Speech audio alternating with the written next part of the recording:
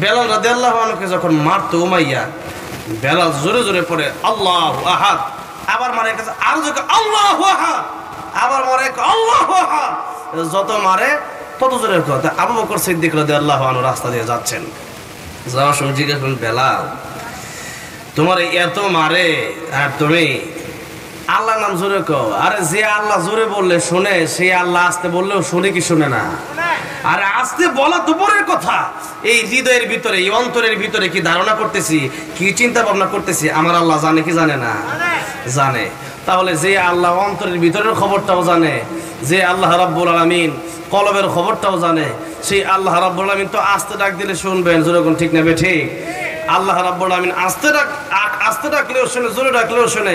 তো বেলাল তুমি এত জোরে জোরে না রেখা, তুমি যত জোরে ডাকবা উমাইয়া তত কষ্ট পাবে।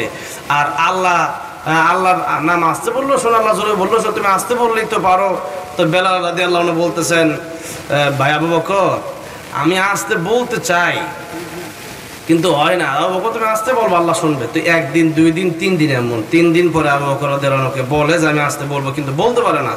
তা আবু বকর রাদিয়াল্লাহু আনহু বলেন, বেলাল তুমি আসতে বলো না কেন? আল্লাহ তো আসতে বললেও শোনে, জোরে বললেও শোনে। তো বেলাল রাদিয়াল্লাহু আনহু কয় যে আমি যত জোরে আল্লাহর নাম বলি তত মজা পাই, উমাইয়া যত কষ্ট পায় তত আমার ভিতরে মজা লাগে। যত আমার উমাইয়া মারে, আমি আল্লাহর নাম বললে সমস্ত দুঃখ বেদনা আমি এক নিমেষে ভুলে যাই।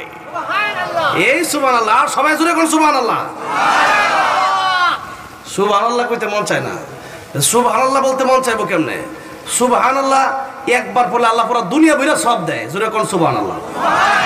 কিন্তু এরপর আমরা কইতে রাজি না। কেন রাজি না?